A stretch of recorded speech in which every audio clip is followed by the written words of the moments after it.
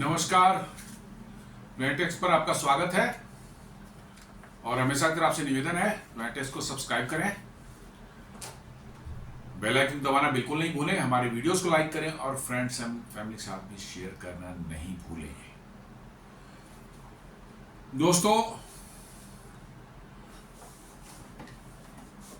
Trump की tariff और भारत का फाइट बैक। जी हाँ, ट्रंप की टैरिफ अपनी जगह पर है और भारत जो है कैसे उससे लड़ने का कार्यक्रम बना रहा है और कैसे हम आगे बढ़ रहे हैं इस डायरेक्शन में। पिछले वीडियो में मैंने बताया था, दोपहर के वीडियो में, कि कैसे हम टेक्सटाइल एक पर्टिकुलर सेक्टर की बात मैंने की थी, अदर सेक्टर्स में क्या हो रहा है उसकी बात नहीं की थी, सिर्फ टेक्सटाइल में कैसे भारत सरकार जो है पूरे जोर शोर से पूरी मशीनरी लगी हुई है कि कैसे हम अपने आप को डाइवर्सिफाई करें और अमेरिका पर अपनी टेक्सटाइल एक्सपोर्ट्स की डिपेंडेंसी जो है उसको ख़त्म कर सकें।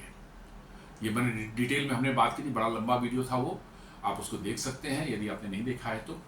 उसमें टेक्सटाइल उद्योग को कैसे और गारमेंट उद्योग को कैसे उसको प्रोटेक्ट किया जाए, कैसे बचाया जाए, उसमें जो कामगार लोग हैं बड़ी तादाद में उसमें टेक्सटाइल में लोग काम करते हैं, उनको उनके रोजगार को कैसे बचाया जाए, इसके लिए युद्ध स्तर पर काम चल रहा है और उसके बहुत जल्द जो है सकारात्मक परिणाम आने वाले हैं। इन बिटवीन जो है एक न्यूज आई है, आज ही की न्यूज है ये,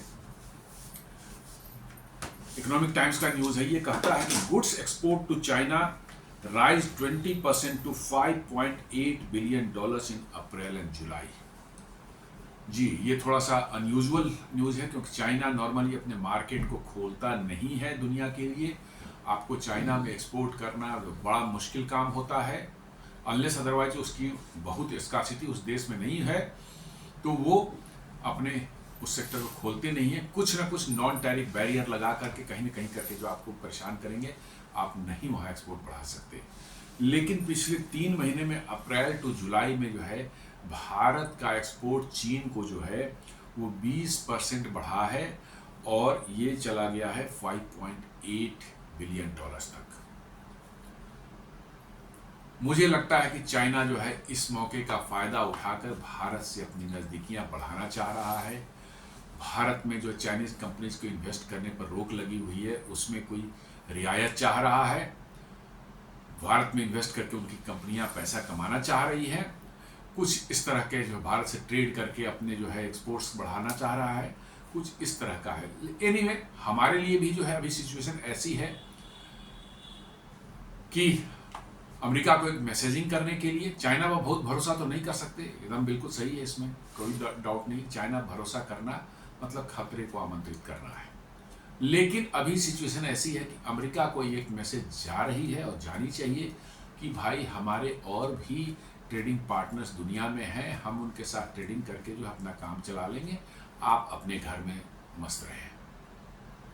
और यही भारत कर रहा है और यही अभी की रिक्वायरमेंट, यही अभी समय की डिमांड है। तो आगे देखते हैं हम लोग। चाइनीज एम्बेसडर ने क्लेम किया है कि 20% ग्रोथ भारत का हुआ है, मतलब कि to Indian export to China. बड़ा रेयर है भारत को प्रेज कर रहे हो चाइना के कोई ऑफिशियल जो है भारत में चाइना के राजदूत हैं, उन्होंने ये ट्वीट किया है, India's goods export to China witnessed a robust 20% year-on-year increase between April July this year, reaching $5.76 billion. Petroleum जो है वो करीब करीब उसका सप्लाई जो है एक्सपोर्ट दोगुना हो गया है। इलेक्ट्रॉनिक गुड्स का करीब करीब जो है वो 3 टाइम्स हो गया है, 3 गुना हो चुका है। और एग्रीकल्चर मतलब ऑयल्स जो है, खाद्य तेल जो होते हैं, वो करीब करीब 2656% बढ़ चुका है। राइस जो है 1383% बढ़ चुका है। ऑयल सीड्स जो है 1791% बढ़ चुका है। मतलब मैसिव ग्रोथ हुआ है उन सबों में। अभी चाइना ये ग्रोथ कंटिन्यू रहेगा या नहीं रहेगा आगे वाला समय बताएगा, लेकिन चाइना ने इस मौके का फ़ायदा उठाकर एक यूएस लेड वर्ल्ड ऑर्डर से हट करके एक दूसरा वर्ल्ड ऑर्डर बनाने की जो उसकी इच्छा है उसमें कहीं न कहीं उसने एक मैसेजिंग देने का काम किया है कि चलो अमेरिका एक्सपोर्ट नहीं ले रहा है भारत का, भारत के सामान हम लेते हैं। तो ये बहुत बड़ा मैसेज अमेरिका को जा रहा है। अमेरिका में इसको लेकर बहुत बड़ी खलबलाहट है कि भारत और चीन के संबंध कैसे और नज़दीक हो रहे हैं। हाँ, ये बड़े बड़े एक्सपर्ट्स वहाँ कह रहे हैं कि हमने चीन को भारत से दूर करने के लिए और रसिया से भारत को दूर करने के लिए 25 साल लगाए, और उस 25 सालों को ये डोनाल्ड ट्रंप ने सिर्फ 25 दिन में जो है ख़त्म कर दिया। और ये सारे लोग करें कि बहुत बड़ा स्ट्रेटजिक मिस्टेक है। भारत एक उभरती हुई इकोनॉमी है, उभरता हुआ पावर है उस क्षेत्र में, और उसको नेगलेक्ट करना और उसको टैरिफ लगा करके जो है उसको एलिमिनेट करना जो है अपने आप में अपने पैर पर कुल्हाड़ी मारने जैसा है।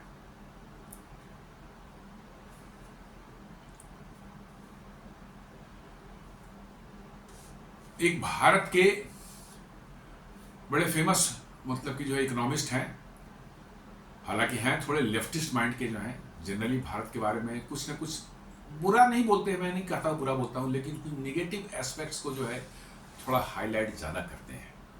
लेकिन ओवरऑल मैं मानता हूँ कि ही इज़ ए गुड मतलब कि जो इकोनॉमिस्ट, और भारत के बारे में उनके परसेप्शंस अच्छे हैं, ठीक हैं, और बड़े अच्छे कमेंट्स करते हैं वो। उनका आप टाइम्स ऑफ इंडिया में उनका कॉलम आता है स्वामियोनिक्स करके जो है जी, स्वामियोनिक्स जो है उसका जो है नाम है उस कॉलम का, वो यही मतलब कि जो है स्वामीनाथन अय्यर जो है वो लिखते हैं उसको, और वो कह रहे हैं कि time to go tough and put duties on American items से Swaminathan Aiyar amid ticking tariff bomb. Swaminathan Aiyar जो है कह रहे हैं कि अब ये समय आ गया है, ये कल उन्होंने का स्टेटमेंट दिया था, 26 तारीख का न्यूज है। उन्होंने कहा कि ये अब समय आ गया है कि अमेरिका को जवाब दिया जाए, और भारत भी जो है अमेरिका से जो इंपोर्ट होता है भारत में, उन सामानों पर भारत भी टैरिफ लगाए जैसे अमेरिका ने भारतीय सामानों पर टैरिफ लगाया है। मतलब उनके कहने का मतलब है कि अब चुप बैठने से काम नहीं चलेगा, भारत को टफ स्टैंड लेना पड़ेगा, और ये टफ स्टैंड लेना भारत को शुरू कर देना चाहिए, नहीं तो अमेरिका की जो है मनमानियाँ, दादागिरी जो है इससे बढ़ती रहेंगी, और अब उसको जवाब देना बहुत ज़रूरी हो गया है। हाँ, ये मैंने स्वामीनाथन मैंने बताया कि भारत के जाने माने इकोनॉमिस्ट हैं, और वो मतलब कि जो है कॉलम रेगुलर लिखते हैं स्वामियोनिक्स के नाम से टाइम्स ऑफ इंडिया, उनका ये बयान है, और इसको इकोनॉमिक टाइम्स में कल के अपने न्यूज़ में छापा है। जो मिस्टर अय्यर जो दो इंपॉर्टेंट स्टेटमेंट उन्होंने दिया है, India hasn't even started retaliating yet, वो कह रहे हैं कि भारत ने अभी रिटेलिएट करना स्टार्ट भी नहीं किया है। जी हाँ, उनका कहना है कि अभी भारत ने रिटेलिएट करना स्टार्ट नहीं किया, जब रिटेलिएट करेगा तो अमेरिका को पता चलेगा। और नेक्स्ट वो कहता है next need to do exact same like Trump is targeting India. उनका कहना है कि वही काम एग्जैक्टली जैसे अमेरिका भारत को टारगेट करके जो टैरिफ वैरिफ लगा करके भारत को डिसरप्ट करने की कोशिश कर रहा है, एग्जैक्टली वही काम भारत को भी अमेरिका के खिलाफ करना चाहिए। मतलब अमेरिकी गुड्स जो भारत में आते हैं उन पर उतनी ही टैरिफ लगाए जितनी टैरिफ उन्होंने भारत पर लगाई है। ये बड़ा टफ स्टेटमेंट है, और वो भी वो एक ऐसे इकोनॉमिस्ट से जो है जो नॉर्मली जो है लेफ्ट लीनिंग थोड़ा है, भारत के बारे में गलत नहीं बोलते हैं, परसेप्शन का ठीक है, लेकिन थोड़ा भारत को क्रिटिसाइज बीच बीच में करते रहते हैं। इस बार उन्होंने भी एक टफ स्टैंड लिया है कि नॉर्मली इस तरह के जो इंटेलेक्चुअल्स हैं उनको देखिएगा, वो नॉर्मली अमेरिका लीनिंग रहते हैं, यूएस लीनिंग उनका रहता है, और इसलिए उनकी बातें भी घुमा फिरा के वैसी ही रहती हैं। लेकिन इस बार इन्होंने साफ साफ कहा है कि नहीं, भारत को भी एग्जैक्टली वही चीज़ करना चाहिए जो ट्रंप भारत के साथ कर रहे हैं,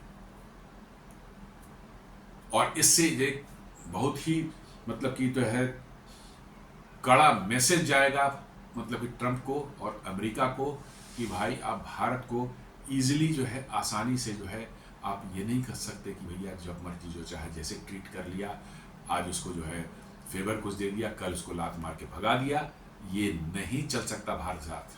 अब वो 25, 30, 40 साल पहले वाला भारत नहीं है। समय बदल चुका है और आपको एक देश है भारत, एक दुनिया का सबसे बड़ा डेमोक्रेटिक कंट्री है, आपको उसको उतनी ही रिस्पेक्ट देनी पड़ेगी जितनी रिस्पेक्ट आप भारत से एक्सपेक्ट करते हैं।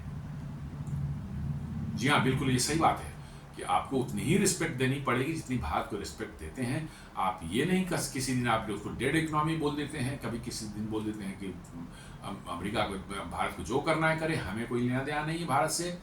हर तरह की बातें आप करें। डेड इकोनॉमी आप भारत को बोल सकते हैं, 4th लार्जेस्ट इकोनॉमी है दुनिया की, सबसे तेज गति से बढ़ती हुई अर्थव्यवस्था है भारत, और उसको ट्रंप बोल रहे हैं कि डेड इकोनॉमी है। जबकि अमेरिका की ग्रोथ रेट, जीडीपी ग्रोथ जो है 1.2 पर गिर करके आ गई है, और कब निगेटिव में चले जाए कोई नहीं जानता। जी हाँ, पिछले क्वार्टर का जो है उनका जो है ग्रोथ रेट जो है रहा है 1.2%। ये अमेरिकन एक्सपर्ट्स बता रहे हैं कि 1.2% ग्रोथ पर आप मुकाबला नहीं कर सकते दुनिया का। आप धीरे धीरे आप स्लो हो रहे हैं, और आपकी इकोनॉमी स्टैग्नेट कर रही है, और स्टैग्नेशन में एक बार जाएंगे उसके बाद वो रिसेशन शुरू हो जाएगी। ये अमेरिकन एक्सपर्ट बता रहे हैं, अमेरिकन इकोनॉमिस्ट है, वहाँ के बड़े बड़े स्ट्रेटजिस्ट हैं, वो बोल रहे हैं। और वो ट्रंप जो है, जिसकी खुद की इकोनॉमी 1.2% चल रही है, बड़ी बड़ी इंडस्ट्रीज वहाँ से छोड़ करके दूसरे देशों में रिलोकेट कर रहे हैं, मतलब कि जॉब लॉसेज वहाँ पर हुए हैं बड़ी तादाद में जो है, और वो भारत की को डेड इकोनॉमी बोल रहा है।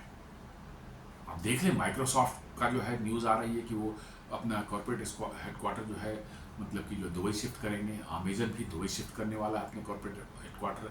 अमेजन की ग्लोबल ऑपरेशंस जो है भारत में शिफ्ट होने वाली है, ऐसा न्यूज़ निकल के आ रहा है। और बोइंग का तो लग रहा है कि भाई वो अगले 2-4-5 साल में भारत आने के सिवा बोइंग को कोई चारा ही नहीं बचेगा। जी हाँ, ऐसी मैंने ओवरऑल सिचुएशन ऐसी बन रही है। और जी भी का भी वही एग्जैक्टली सेम कंडीशन है। जनरल इलेक्ट्रिक जो अमेरिका की शान रही है पिछले 200 सालों से, उस कंपनी की हालत ये हो गई है कि आज वो, जो कि कितने कॉम्प्लेक्स मतलब कि जो है प्रोजेक्ट्स करती थी, बड़े बड़े मतलब कि डीजल लोकोमोटिव इंजन बनाती थी, मतलब कि जो है इलेक्ट्रिकल के सारे स्टीम टरबाइन, जनरेटर्स, आपको मतलब कि जो है ट्रांसफार्मर्स, ये सारी चीज़ें बनाती थी, आज उसने सारा कुछ बंद कर दिया है। एक सिर्फ काम कर रहा है, वो एरो इंजन्स, हवाई जहाज़ के इंजन्स बनाने का काम सिर्फ वो कर रहा है, और वो भी कब बंद हो जाए अमेरिका में कोई नहीं जानता। अभी पिछले मंथ ही जी के 2 या 3 प्लांट जो हैं बंद हुए हैं। छोटे छोटे प्लांट्स थे, छोटे क्या मीडियम साइज के प्लांट्स हैं, जिसमें 200, 400, 500 लोग काम करते थे, वो बंद हुए हैं बिकॉज कि वो प्रॉफिटेबल नहीं रह गए थे। वो ट्रांसफार्मर्स का काम बनाते थे, लाइटिंग वगैरह बनाने काम करते थे, कुछ और इलेक्ट्रिकल मशीनरी जो है जनरेटर्स या मोटर्स वगैरह बनाते थे, उन्होंने शट डाउन कर दिया, बोला कि नहीं चलेगा ये। तो जी हमको का अमेरिका में बिजनेस करीब करीब ठप होने वाला है, और उनको भारत में आने के सिवा कोई चारा नहीं है। चाइना जाएंगे, उनकी सारी प्रॉपर्टी IPR जो इंटेलेक्चुअल प्रॉपर्टी है वो चोरी हो जाएगी। और चाइना एक ढलता हुआ इकोनॉमी है, उसकी डेमोग्राफी जो है खराब हो चुकी है, उसकी डेमोग्राफी का एज जो है, मीन एज, एवरेज एज जो है ज़्यादा बढ़ चुका है। भारत अभी वन ऑफ द यंगेस्ट मतलब कि जो है कंट्री में आता है, एवरेज एज आप देखें भारतीयों का जो है। तो ये डेमोग्राफिक डिविडेंड भारत के साथ में है और लंबे समय तक रहने वाला है, और इसलिए जो है जी को या बोइंग को जो है भारत आने के सिवा, चीप लेबर यहाँ है, टैलेंट अवेलेबल है, इंजीनियर्स हैं, टेक्नोक्रेट्स हैं, सब तरह की चीज़ें अवेलेबल हैं, उनको भारत आने के अलावा कोई चारा नहीं है। और इस कंट्री को जो है ट्रंप बोल रहे हैं कि डेड इकोनॉमी है भारत की। कितना बड़ा मतलब कि झूठा, मतलब कि झूठ और मतलब कि एक फरेब मैंने फैलाने की कोशिश की जा रही है। China steps in buffer against the US tariff storm, वही न्यूज है। एक्सपोर्ट सर्ज, एक अनदर न्यूज़पेपर दे रहा है, export surge to India in financial year 26 first 4 months. India's export to China rose by 20% year on year, reaching 5.76 billion, that is 50,112 crore rupees. काफ़ी ज़्यादा 20% growth जो है, इट इज़ अ फेनोमेनल। यदि ऐसा ही continue रहा तो आप चाइना के साथ जो है अपने ट्रेड डिफिसिट को काफ़ी हद तक मैंने रिड्यूस कर पाएंगे। 2-3 साल तक ग्रोथ आपकी रही तो आपका ट्रेड डेफिसिट जो अभी 70-80 बिलियन डॉलर हो जाता है चाइना के साथ जो है, आप उसको रिड्यूस कर पाएंगे, काफ़ी ड्रास्टिकली रिड्यूस कर सकते हैं।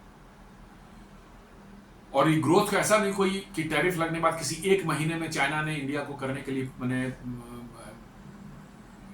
अट्रैक्ट करने के लिए जो है मैंने एक महीने में उनको अलाउ किया, नहीं, ये पूरे अप्रैल से लेकर के जुलाई तक जो है हर महीने में ग्रोथ हुई है।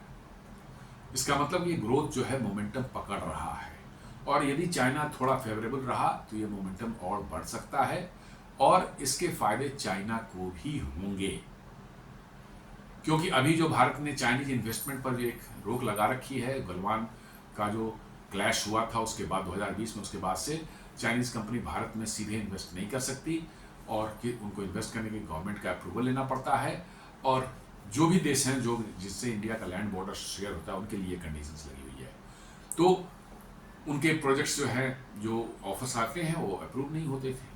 अब भारत सरकार सोच रही है कि 24% उनका चाइनीज कंपनीज को जो है, चाइनीज इन्वेस्टर्स को 24% स्टेक किसी कंपनी में लेने का परमिशन दिया जा सकता है, ताकि वो इन्वेस्ट भी कर सकें और साथ में जो है उनका कंट्रोलिंग स्टेक उनके हाथ में नहीं जाए। जी हाँ, 24% आपको आ सकता है, कंट्रोलिंग स्टेक्स आपके पास नहीं रहेगा।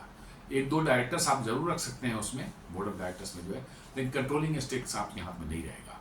तो भारत सरकार ये विचार कर रही है, यदि चाइना ने फेवरेबल कंडीशंस भारत को एक्सपोर्ट कर दिया तो शायद उनको भी कंसेशंस कुछ भारत में मिल सकती है बिजनेस करने के लिए। और ठीक है, हम तो इन्वेस्टमेंट चाहते हैं, हमारे लिए अमेरिकन पैसा और चाइनीज पैसा, चाइना से डरी सी बात है, वो मैनिपुलेशन और यहाँ टेक ओवर करना, और मतलब कि यहाँ की इंडस्ट्रीज को बर्बाद करना और चाइनीज इंडस्ट्री का यहाँ डोमिनेशन करना, वो उनका प्लान रहता है हर जगह, हम हर किसी देश में जाते हैं। ये उनका बहुत खराब मतलब कि एक इमेज जो बनी हुई है चाइना की, कि किसी देश में जाके वहाँ की लोकल इंडस्ट्री को जो है चीप प्रोडक्ट्स वहाँ पंप करके जो है वहाँ खराब करते हैं, वहाँ की लोकल इंडस्ट्री को जो चौपट करते हैं, और फिर वहाँ पूरी तरह से डोमिनेट करके कंट्रोल करने की कोशिश करते हैं। तो चाइना से सावधान रहने की जरूरत है हमें। ठीक है, अभी चाइना को भी मार पड़ी है टैरिफ को लेकर के जो है, और यूएस से उसके भी ताल्लुकात जो है काफ़ी गड़बड़ चल रहे हैं, तो इसलिए जो है चाइना हमें कुछ फेवर दिखा रहा है, लेकिन हमें सचेत रहने की जरूरत है और मौके का हमको फायदा उठाने की जरूरत है। जी,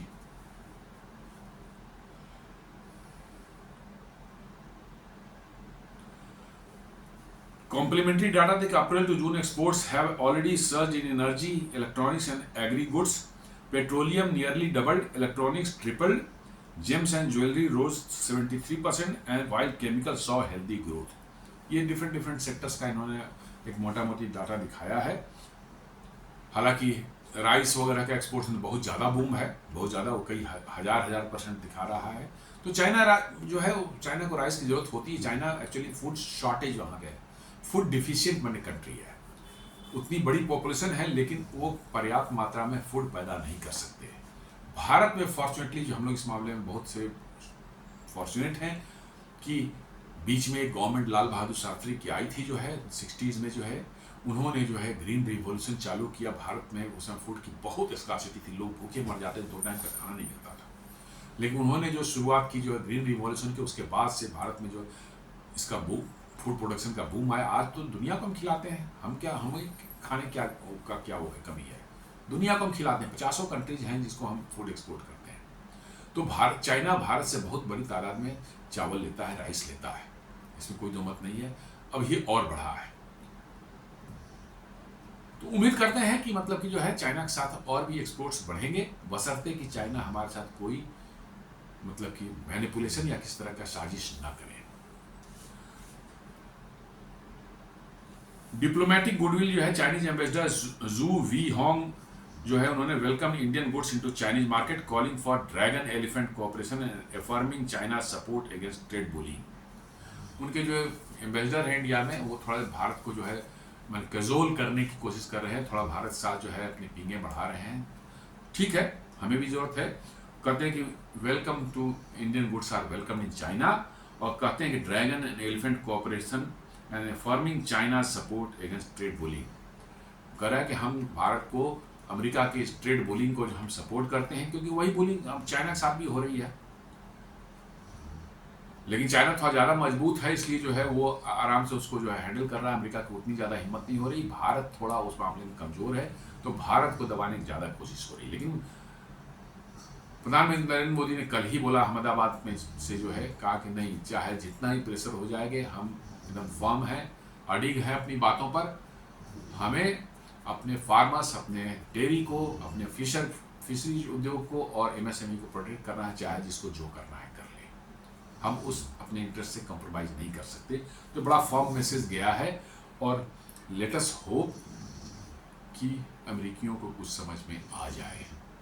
जी हाँ, मैं यही कह रहा था कि अमेरिकियों को कुछ अकल आ जाए, कुछ समझ में आ जाए कि भाई इस तरह से गुंडागर्दी करके जो है दुनिया नहीं चलती।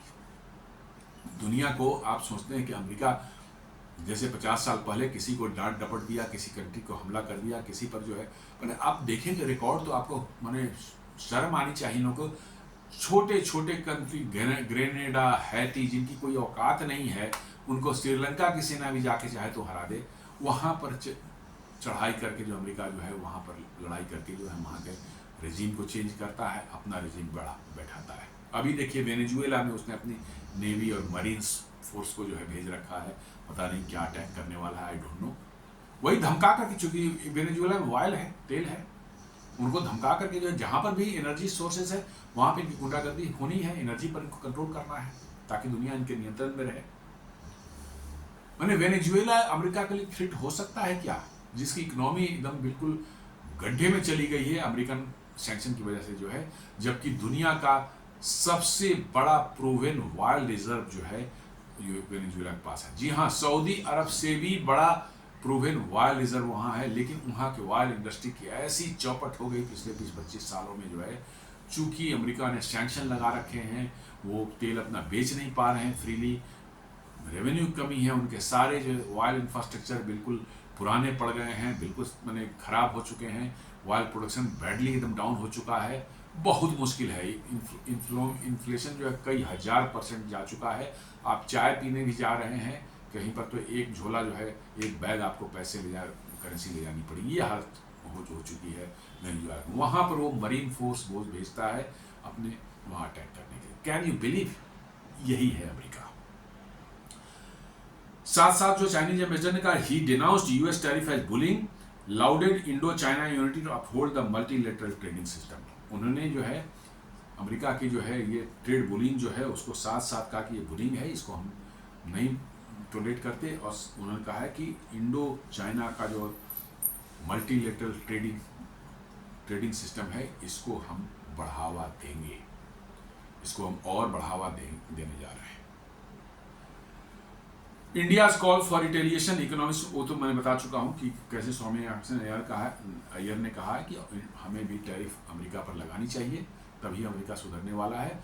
और इनफैक्ट वो ये भी कह रहे हैं कि पहले भारत अमेरिका पर लगा चुका है एक बार 2019 में।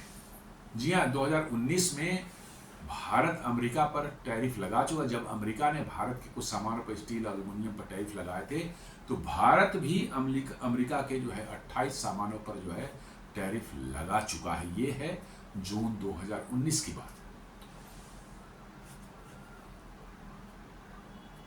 वो कह रहे हैं, Swaminathan Aiyar advise India to counter the US tariff by imposing duty in American goods, stressing that it is time for India to go tough and demonstrate it will not buckle down. साफ करें कि इस बार साफ उसको मैसेज दे दिया जाए कि भाई हम झुकने वाले नहीं हैं, आप चाहे जो करना है कर लो, हम झुकने वाले नहीं हैं। ये वही बता रहे हैं कि ये जून 2019 में जो है भारत ने अमेरिका के 28 जो सामान हैं जो अमेरिका से भारत आते थे उस पर टैरिफ लगाया था। क्यों लगाया था? उसके पहले अमेरिका ने भारत के कुछ सामानों पर टैरिफ ऐसे ही लगाया था, स्टील था, एल्युमिनियम था, और भी कई सामान थे उन पर लगाए थे, और उसके रिटेलिएशन में भारत ने लगाया था 28 जून को। ऐसा नहीं कि भारत ने लगाया पहले, जी हाँ लगा चुका है। तो स्वामीनाथन अय्यर जी यही कह रहे हैं कि भैया आप लगाइए उस पर, तभी उसको समझ में आएगी।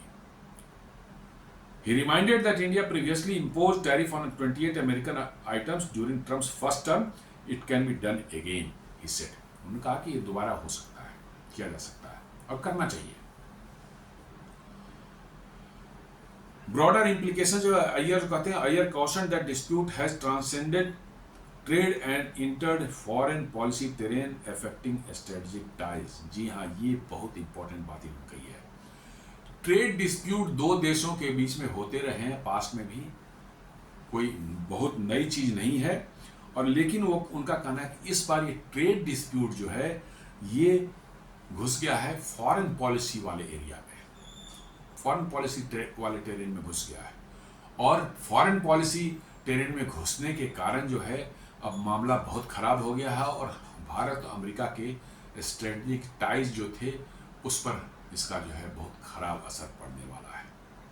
जब तक सिर्फ ट्रेड डिस्प्यूट था it was okay, foreign ties से ट्रेड का डायरेक्ट कोई रिलेशन नहीं होता है, लेकिन इस बार ट्रंप ने उसको जो है घुसा दिया है, फॉरेन पॉलिसी के साथ जो है वो घुस गई है, वो बातें, इसलिए मामला और खराब हो चुका है। He expressed surprise at the lack of 90-day notice and perceived US hostility towards India। वो कह रहे हैं कि जो इन्होंने सेकेंडरी टैरिफ जो लगाया 90% जो है, सॉरी 25% जो है ऑयल रशिया से लेने के लिए जो है, इसके लिए 90 डेज का नोटिस देना चाहिए था उनको एज पर रूल, लेकिन उन्होंने नहीं दिया। सिर्फ 21 दिन पहले उन्होंने अनाउंस किया कि लगेगा, और 6 तारीख को अनाउंस किया, बोला 27 तारीख से अगस्त चालू होगा। इसका मतलब सिर्फ 21 दिन, जबकि रूल के हिसाब से, WTO के रूल के हिसाब से 90 डे का नोटिस देना चाहिए था। In an interview with ET Now, Economic Times Now, Iyer said India has not gone to the stage of retaliation through its higher tariff because right now there is no formal tariff yet, but I see no reason why we cannot go ahead and do so। उन्होंने interview में बोला कि अब तक तो India ने कुछ नहीं किया है, लेकिन मुझे नहीं लगता कि ऐसा कुछ है कि हम ऐसा नहीं कर सकते। बिल्कुल सही बोल रहे हो। साथ साथ उन्होंने एक और ऐसी बात कर दी जिससे अमेरिका को बहुत दर्द हो सकता है। जी हाँ, अमेरिका को बहुत, उन्होंने कहता है कि ask to stop defence deals also with the USA. उनका कहना है कि यूएसए से जो डिफेंस डील सब होती हैं उनको भी बंद कर दिया जाए, और अमेरिका को यहाँ पर बहुत जोर की मिर्ची लगती है कि भैया, क्योंकि डिफेंस ही तो है अमेरिका को बचा रखा है अभी तक। उनकी military industrial complex 200, 300, 500, 1000 billion dollar जो है हर साल वो कमाती है आर्म्स बेचकर, और वही दुनिया के फसाद का जड़ है। क्योंकि उनको उनके हथियार तभी बिकेंगे जब दुनिया में 2, 4, 5 जगह लड़ाइयाँ चलती रहे और उनका हथियार वहाँ बिकता रहे। इसलिए वो सिचुएशन क्रिएट करते हैं जहाँ वो लड़ाई शुरू हो जाए और लड़ाई वो सस्टेन्ड रहे, खत्म नहीं हो। यूक्रेन लड़ाई जो है अमेरिका की मिलिट्री इंडस्ट्रियल कॉम्प्लेक्स बिल्कुल नहीं चाहती खत्म, क्योंकि उसके नाम पर बिलियंस ऑफ डॉलर के हथियार बेच रहे हैं, और फ्रॉडिज्म भी हो रही है, बहुत से फ्रॉड्स भी हो रहे हैं, बट वो बेच रहे हैं आराम से। वो नहीं चाहते कि इजराइल गाजा का वार खत्म हो, क्योंकि वो चाहते थे कि भारत पाकिस्तान का भी लंबा खिंच जाए। ऑपरेशन सिंदूर को जो नहीं, अमेरिका की हार्दिक इच्छा थी कि लंबा खिंच जाए, भारत ही फंस जाए रशिया की तरह जो इसमें, और तब वो पाकिस्तान को बेचना शुरू करते हथियार। लेकिन भारत होशियार था, इसने अपने ऑब्जेक्टिव्स पूरे हो गए। पाकिस्तान ने कहा कि हमें नहीं लड़ना है, अब आगे रोक दीजिए। भारत ने कहा ओके फाइन, रुक गया। तो वहाँ की मिलिट्री इंडस्ट्रियल कॉम्प्लेक्स बहुत ही इस मामले में शैतान है। वही वो कर रहे हैं, it is not even coldness, it is hostility compared with the treatment of Pakistan, compared with the treatment of China, he said in a strongly worded statement। उन्होंने कहा कि ये कोल्डनेस नहीं है कि हम लोग आपके रिलेशन ठंडे पड़ गए हैं थोड़े। उन्होंने कहा कि जिस तरह से उन्होंने ट्रीटमेंट पाकिस्तान को दे रहे हैं, उसके मिलिट्री के जो जनरल हैं, चीफ ऑफ आर्मी साहब, उसको बुला के व्हाइट हाउस में लंच उसको खिला रहे हैं। चाइना को इस तरह से उन्होंने 90 दिन का और दे दिया कंसेशन जो है टैरिफ पर, जो है भारत का के साथ जो ट्रीटमेंट जो किया है वो गलत कर रहे हो। He said in a strongly worded statement, we are really being treated very badly, and I see no reason why we should be buying armament from a country that is so cavalier with its relationship with India। वही कहते हैं कि जब इस तरह से हमको treat किया जा रहा है, तो मैं कोई रीज़न नहीं देखता कि क्यों हम अमेरिका का आर्मामेंट्स, अमेरिका के हथियार खरीदें। और बिल्कुल सही बोल रहे हैं, इसमें कोई गलत भी नहीं है, कुछ भी नहीं गलत है।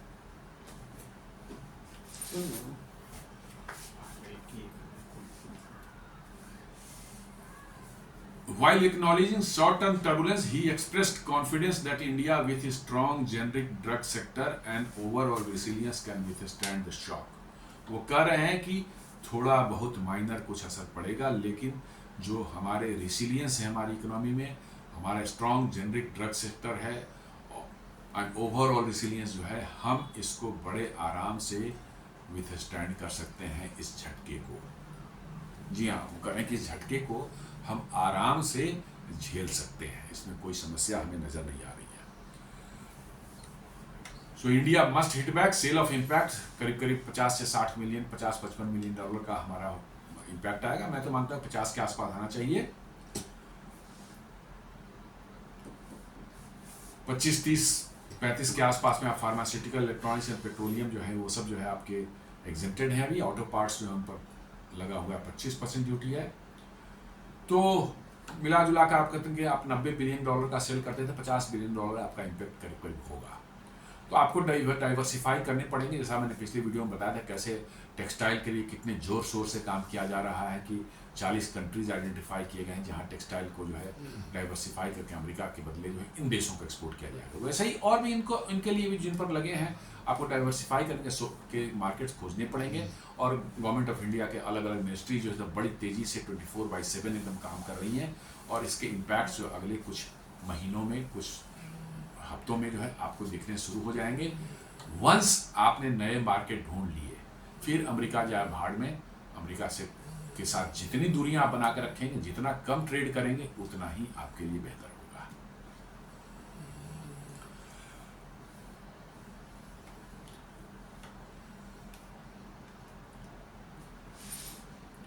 अब एक और न्यूज देख लेते हैं। ये डिफेंस रिलेटेड बड़ी अच्छी न्यूज है। आज नहीं, कल 26 अगस्त के दिन में एक दिन पहली बार ऐसा हुआ है कि भारतीय नौसेना में भारत में बने हुए 2 बड़े वारशिप्स जो है कमीशन किए गए हैं। जी हाँ, विशाखापट्टनम में जो है 2 फ्रिगेट्स छोटे मोटे नहीं, 6000-7000 टन के जो है डिस्प्लेसमेंट वाले मतलब कि जो शिप्स होते हैं, 2 फ्रिगेट्स जो हैं कल ही के दिन रक्षा मंत्री राजनाथ सिंह के प्रेजेंस में विशाखापट्टनम में नेवी का जो वहाँ यार्ड है, डॉक यार्ड है, वहाँ पर जो है इनको कमीशन किया गया आर्मी इंडियन नेवी में। मैंने फाइनली इंडियन नेवी ज्वाइन कर चुके हैं। बड़ी अच्छी न्यूज है, इस पर देखते हैं। INS Udaygiri and Himgiri the Indian warship to be commission today. कल की न्यूज है, ये हो चुका है। ये जी हाँ, ये हो चुका है। The Indian Navy is set to commission 2 Nilgiri class frigate guided missile frigates, INS Udaygiri and INS Himgiri, simultaneously on August 26 at Visakhapatnam. एक साथ 2 बड़े वारशिप्स जो हैं इंडियन नेवी में आज तक कभी कमीशन नहीं हुए थे। ये पहली बार हो रहा है कि 2 शिप्स जो एक साथ कमीशन हो रहे हैं। INS उदयगिरी को दे पाया कि it is build by Mazagon dock ship builders limited, और INS हिमगिरी जो है built by garden reach ship builders and engineers Calcutta, GRAC short hand बोलते हैं। मजगांव डॉट लिमिटेड को MDL बोलते हैं और garden reach ship builders and engineers को बोलते हैं GRAC। तो ये दोनों जो है बनाए गए हैं, एक मजगांव डॉक द्वारा, एक गार्डन रिच के द्वारा जो है। दोनों ही जो है एक प्रोजेक्ट 17A जो है नीलगिरी क्लास के फ्रिगेट्स बनाने का प्रोजेक्ट था, जिसमें कि stealth frigate design by Indian navy's warship design bureau. जी हाँ, ये पूरी तरह से इंडियन डिजाइन मतलब के वारशिप्स हैं। भारतीय नौसेना की जो है वारशिप डिजाइन ब्यूरो है, उन्होंने इन दोनों शिप्स का डिजाइन किया है। और ये 100th मतलब की शिप हैं जो कि हमारी जो है मजगांव डॉक मतलब वारशिप डिजाइन ब्यूरो द्वारा डिजाइन किए हुए शिप है 100वां। This is the first ever simultaneous commissioning of 2 front line warship from 2 different shipyards. पहली बार ऐसा हो रहा है कि 2 फ्रंट लाइन वारशिप होगी 2 डिफरेंट शिपयार्ड्स द्वारा बनाए हुए एक साथ कमीशन किए जा रहे हैं इंडियन आर्मी में। इंडियन आर्मी की हमारे तीनों जितने भी विंग है आर्म फोर्सेस के, एयरफोर्स, नेवी एंड आर्मी, इसमें सबसे ज़्यादा मॉडर्न है और सबसे ज़्यादा इंडिजिनस भी यही है। अब हालांकि आर्मी भी काफ़ी तेजी से बढ़ रही है इंडिजिनाइजेशन तरफ जो है, लेकिन इंडियन नेवी आज से नहीं बहुत पहले से ही जो है उनके शिप्स जो है भारत में ही बने हुए शिप्स मोस्टली इस्तेमाल करेंगे। सबमरीन्स पहले भारत में से बाहर से आते थे, अब भारत में बनने लगे हैं, लेकिन इंडियन नेवी सबसे ज़्यादा इंडिजिनाइज्ड मतलब कि हमारी फोर्स है और सबसे मॉडर्न भी है, ये भी आपको समझना चाहिए। और इंडियन ओशियन रीजन में जो है कोई उसका मुकाबला नहीं कर सकती, इसका लोहा सबने माना है। आपको जो है गल्फ ऑफ अदन में जो है पायरेट्स वगैरह की प्रॉब्लम हुई थी, अमेरिका और चाइना तक भी भाग गए थे वहां से, सिर्फ भारतीय शिप्स ने उनको कंट्रोल किया, इंडियन नेवी के शिप्स ने कंट्रोल किया, तब जाकर ये मामला थोड़ा ठंडा हुआ।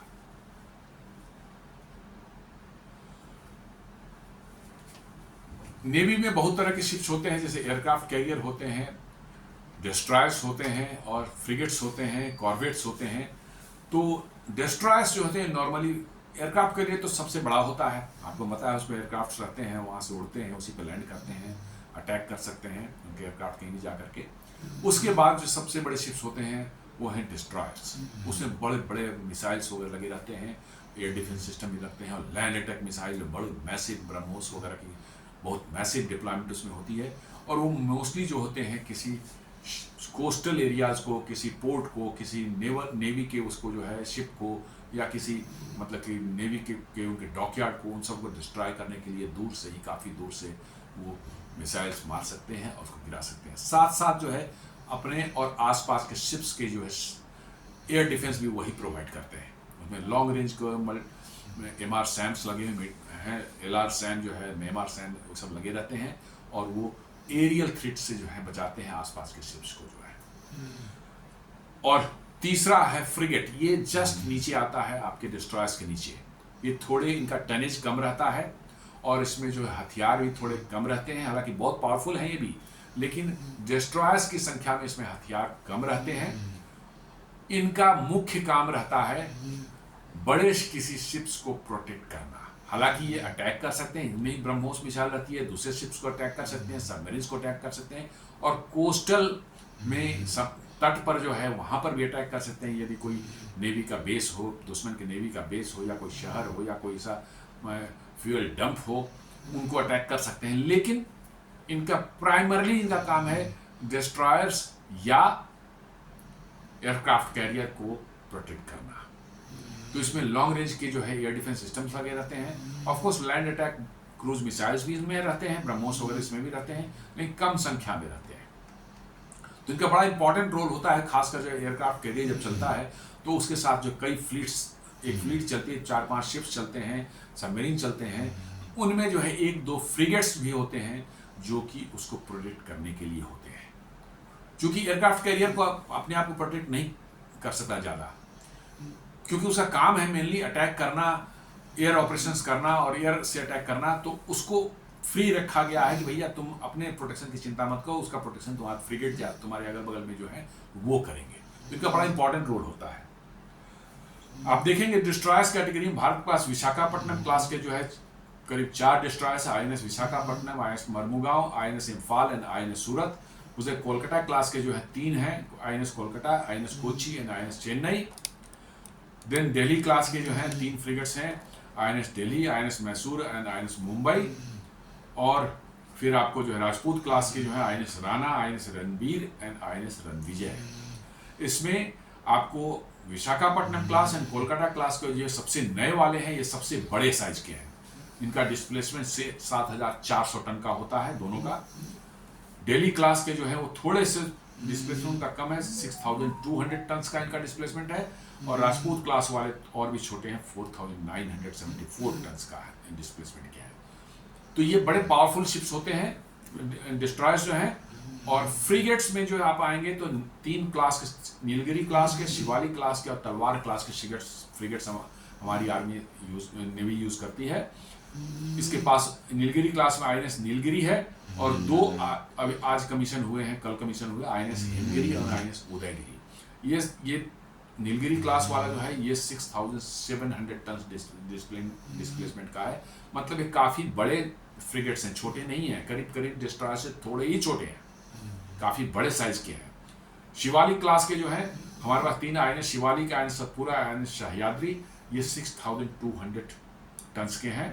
और तलवार क्लास वाले जो है 4450 टन के हैं। इसमें INS तलवार है, INS त्रिशूल है, INS तबर है, INS तेग है, INS तरकश, INS Trikand, INS Tushil, INS Tamal, ये सब जो है तलवार क्लास के हैं। ये थोड़े छोटे हैं, 4450 टन के हैं। तो ये सब भारत में बने हुए हैं। लास्ट वाले 2-3 जो हैं आपके जो है तुशील, तमर, ये सब जो है रसिया से बनकर के आए और सब भारत में बनाए जा रहे हैं। तो आज जो कमीशन हुए हैं वो दोनों भारत के मझगांव डॉक लिमिटेड में और गार्डन रिच शिप बिल्डर्स में जो है एक बने हैं।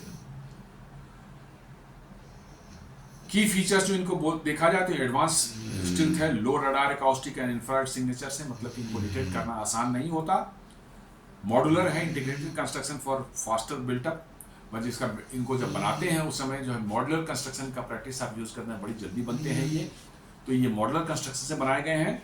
Indigenous design and system 70 to 75% Indian content में है। इनका डिजाइन भी इंडियन है और 70 to 75% जो कंटेंट भी है वो इंडियन ओरिजिन के हैं, भारत में बने हुए हैं। High automation and integrated platform management systems में लगा हुआ है, जिसमें बहुत ज़्यादा ऑटोमेशन किया गया है ताकि क्रू या मैन पावर की रिक्वायरमेंट कम रह सके और आपकी इफिशियंसी ज़्यादा अच्छी है। ये इनको बोलते हैं multi role stealth guided missile frigate. इनका डिस्प्लेसमेंट 6670 टन का है इन दोनों का जो है।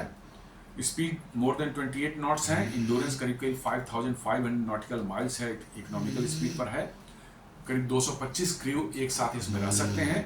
एंड प्रोपल्शन जो इनका है कंबाइंड डीजल और गैस दोनों पर चल सकते हैं ये। और एविएशन फैसिलिटी में एक फ्लाइट डेक है और साथ साथ जो इनक्लोज जो है एक हैंगर है 1 मीडियम साइज के हेलीकॉप्टर को रखने के लिए जो है।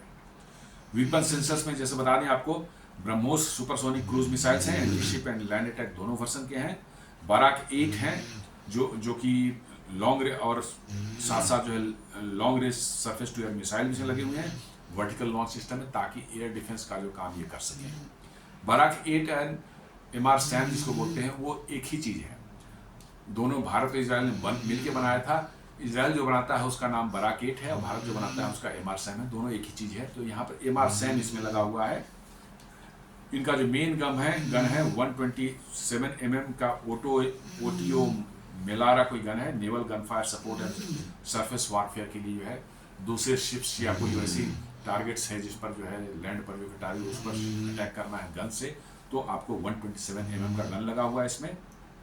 साथ में एक क्लोज इन वेपन सिस्टम्स है। कोई अटैक आपके पास आ रहा हो कोई ड्रोन का या कोई मिसाइल का, उससे बचने के लिए जो है MR-SAM वगैरह तो काम करेंगे ही। फिर भी यदि कोई मिसाइल उसके स्नीक इन करके घुस जाए अंदर तो उससे बचने के लिए close in weapon system 30 mm and 12.7 mm guns for close in defence लगा हुआ है इसमें। एंटी सबमरीन वारफेयर के लिए rocket launchers and torpedo tubes लगे हुए हैं जिससे कि सबमरीन्स को आप डिस्ट्रॉय कर सकते हैं। और sonar suite, hull mounted and plus towed array sonar suite इसमें लगे हुए हैं ताकि जो आप सबमरीन को डिटेक्ट कर सकें और पता लगाकर उसको डिस्ट्रॉय कर सकें। एंटी सबमरीन हेलीकॉप्टर्स इसमें लगे हैं। MS-60R रोमियो, ALS ध्रुव, MK3 और सीकिंग हेलीकॉप्टर से ऑपरेट हो सकते हैं ताकि जो कि एंटी सबमरीन वारफेयर का काम करेंगे ये हेलीकॉप्टर्स। सेंसर जो है MF स्टार जो है आपका रडार इसमें लगा हुआ है। ऐसा radar for air and surface search oblique fire control. ये रडार जो है सर्च करता है और फायर कंट्रोल दोनों का काम करता है। इंटीग्रेटेड कॉम्बैट मैनेजमेंट सिस्टम भी साथ साथ इसमें लगा हुआ है। INS उदयगिरी जो है ये मझगांव डॉक लिमिटेड ने बनाया है। ये डिलीवर्ड हुआ है 1 जुलाई 2025 को। कमीशन कल हुआ है। ये रिकॉर्ड 37 मंथ्स में बना है। जी हाँ, इतनी जल्दी कोई फ्रिगेट आज तक में 37 महीने में बन गया।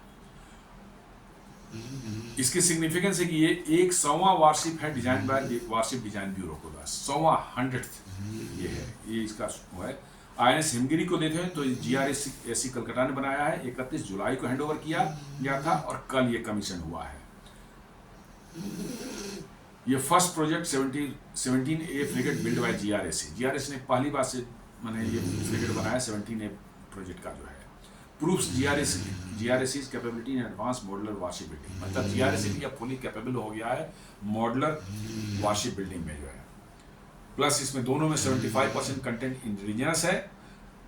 इसमें 200 से ज़्यादा MSME जो है उन्होंने कंट्रीब्यूट किया वेपन्स बनाने में, इलेक्ट्रॉनिक सप्लाई करने में, प्रोपल्सन एंड सब सिस्टम सप्लाई किया इस दोनों शिप्स के लिए जो है। Generated thousands of direct indirect jobs उन सब MSME में लगे हैं, मैंने जनरेट हुए हैं। Demonstrates ability of two separate Indian shipyards to deliver complex steel frigates simultaneously।